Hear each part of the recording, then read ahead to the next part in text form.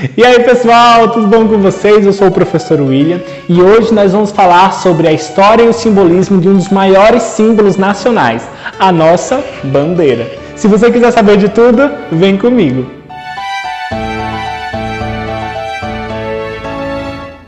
A bandeira atual do Brasil, ela foi instituída no dia 19 de novembro de 1889, 4 dias depois da proclamação da República. Mas ela não foi a única. Para falar a verdade, o Brasil teve cerca de 11 bandeiras diferentes ao longo de toda a sua história. Se nós fôssemos falar sobre cada uma, iríamos ter uma aula e um vídeo muito longo. Tivemos a bandeira da Ordem de Cristo, a bandeira do Reino de Portugal, a bandeira de Dom João III, a bandeira da invasão da Espanha, a bandeira da reunificação e tantas outras. Mas nós vamos nos atentar a um evento específico, o evento da independência do Brasil.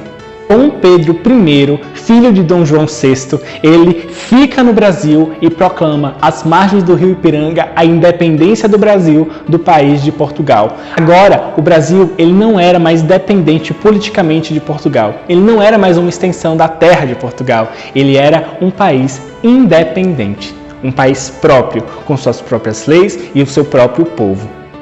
Depois de muita festa, obviamente, eles formularam uma bandeira, a bandeira do Império do Brasil, que, para falar a verdade, era muito parecida com a bandeira que nós temos atualmente. Era um retângulo verde com um losango amarelo e no centro existia o brasão imperial. Ele havia dois ramos, um ramo de café e um ramo de algodão, que simbolizavam a riqueza do Brasil naquela época, e um laço verde e amarelo, que unia as duas famílias. Você provavelmente já ouviu em algum lugar que o verde representaria as nossas matas e o amarelo representaria o nosso ouro. Mas para falar a verdade, não é bem assim. O verde, ele representa a casa dos Bragança, a família dos Braganças, que era a família de Dom Pedro I. E o amarelo representa a casa dos Habsburgos, que era a família da princesa Leopoldina.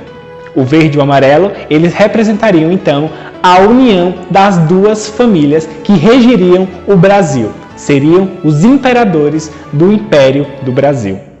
Essa bandeira ficou sendo a bandeira do Brasil durante muitos e muitos anos, até que no dia 15 de novembro de 1889, Marechal Deodoro da Fonseca dá um golpe de Estado em Dom Pedro II, filho de Dom Pedro I, e expulsa a família imperial do Brasil. Agora, o Brasil não era mais um império, não era mais uma monarquia.